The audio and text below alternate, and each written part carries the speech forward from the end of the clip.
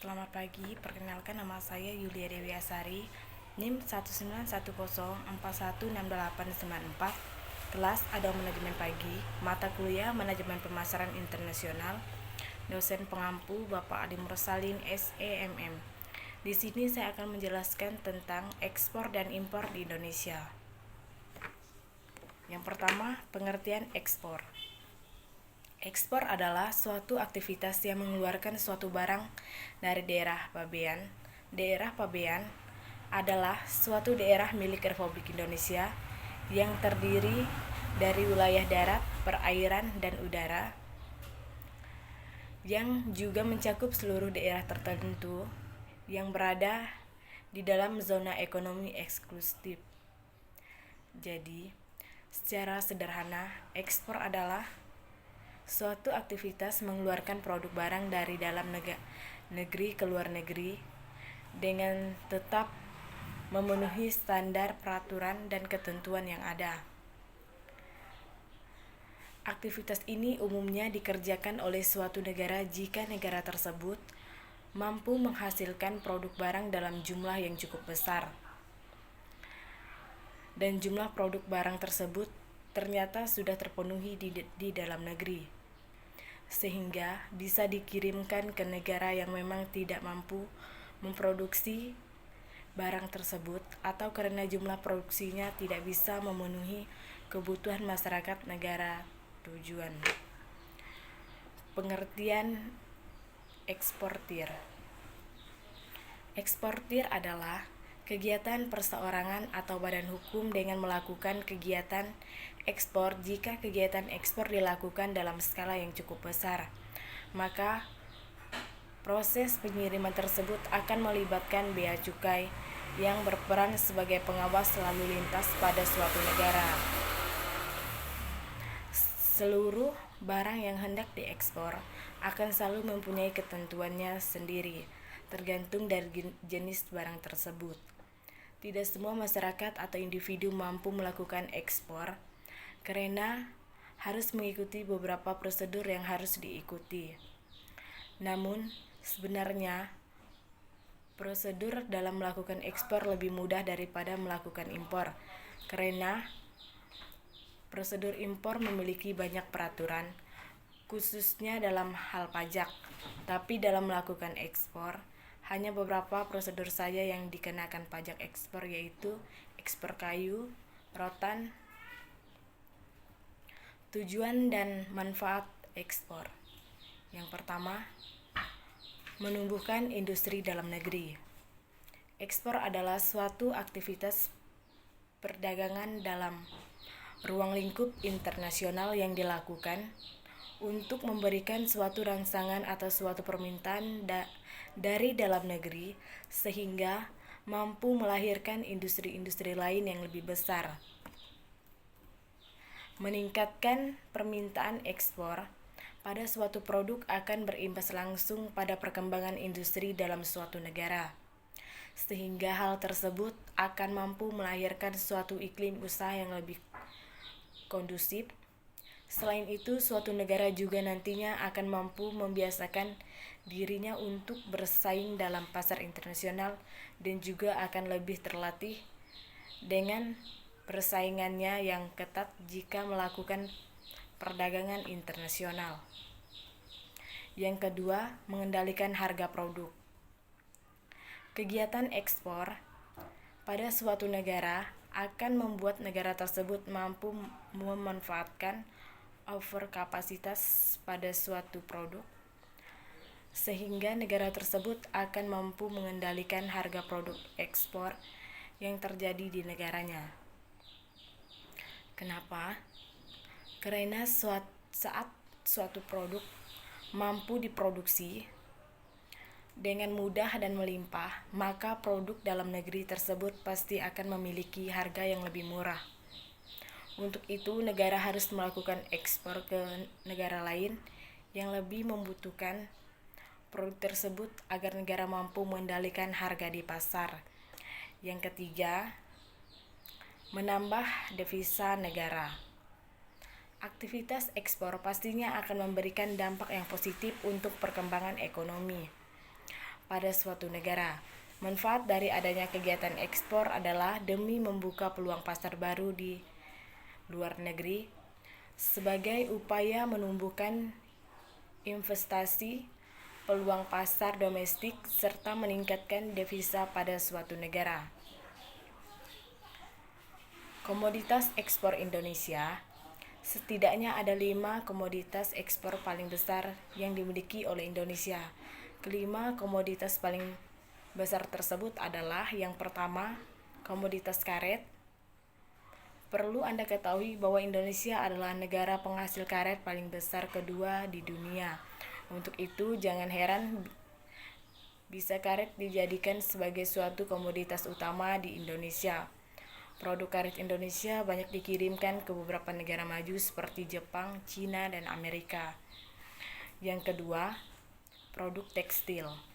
Banyaknya jumlah industri tekstil di Indonesia berhasil meningkatkan devisa dalam negeri. Yang ketiga, kelapa sawit.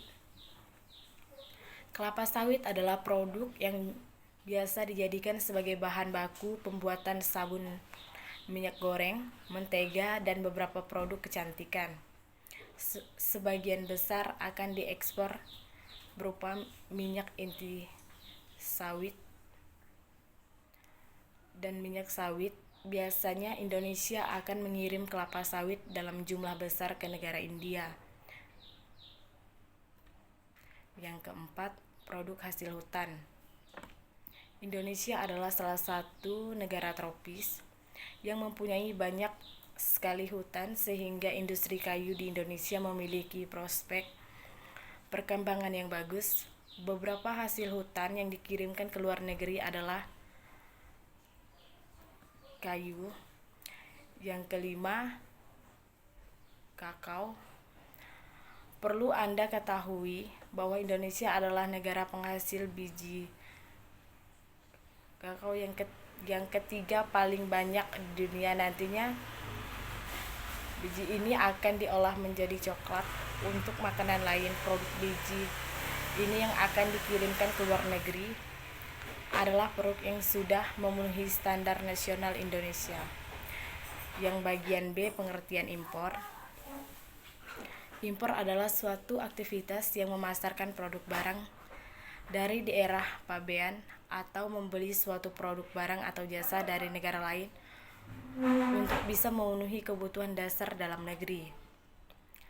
Sebagai contoh, Indonesia tidak mempunyai produk gandum, sehingga agar bisa memenuhi kebutuhan gandum dalam negeri, maka Indonesia harus mendatangkan produk gandum dari negara lain yang mampu menghasilkan gandum. Aktivitas pengiriman barang impor yang dilakukan dengan skala besar ini membutuhkan proses pendampingan oleh bea cukai. Umumnya pihak pemerintah akan menetapkan tarif pajak atau setiap produk impor ke masing-masing importirnya. Hal tersebut menyebabkan produk barang impor mempunyai harga yang lebih mahal karena di dalamnya telah dibebankan biaya pajak yang harus dibayarkan oleh konsumen. Untuk itu, tidak heran jika barang impor memiliki harga yang cenderung lebih mahal daripada produk lokal. Namun, tidak semua produk bisa atau boleh masuk sebagai barang impor. Pihak Direktorat Bea Cukai mempunyai peraturan yang memperbolehkan dan melarang barang impor seperti hewan, obat-obatan terlarang, senjata api, serta seluruh benda yang memiliki unsur pornografi. Tujuan dan manfaat impor. Seperti yang sudah dibahas bersama di atas, kegiatan impor memiliki tujuan utama untuk memenuhi kebutuhan dalam negeri.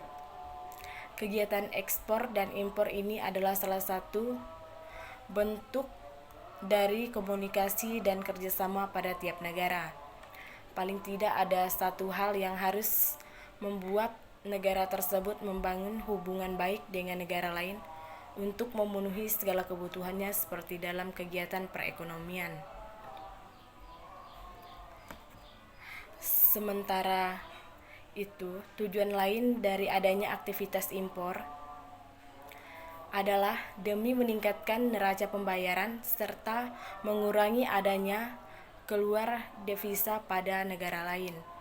Untuk manfaatnya sendiri, kegiatan impor akan meningkatkan potensi pada suatu negara dalam mendapatkan bahan baku, barang serta jasa pada suatu jenis produk tertentu yang jumlahnya terbatas atau tidak mampu diproduksi dari negara, sehingga hal tersebut akan mampu mendukung stabilitas negara secara tidak langsung. Komoditi ekspor dan impor. Komoditi adalah suatu produk barang dan jasa yang mampu memenuhi kebutuhan pembeli. Jenis komoditi yang hendak diekspor pada suatu negara harus memiliki keunggulan maupun kelebihan sendiri. Namun, setidaknya terdapat 3 faktor yang mampu mempengaruhi keunggulan pada suatu komoditi, yakni faktor teknologi, alam, dan biaya produksi. Yang pertama, faktor alam. Kondisi geografis pada suatu negeri adalah salah satu faktor yang mampu mempengaruhi keunggulan pada suatu komoditas, seperti di Indonesia yang memiliki iklim tropis, sehingga banyak pohon karet yang mampu tumbuh subur. Yang kedua, faktor biaya produksi. Selain faktor alam, biaya produksi juga turut mempengaruhi keunggulan atas suatu komoditi. Pengaruh suatu harga barang bisa dipengaruhi oleh pengeluaran biaya produksi yang rendah.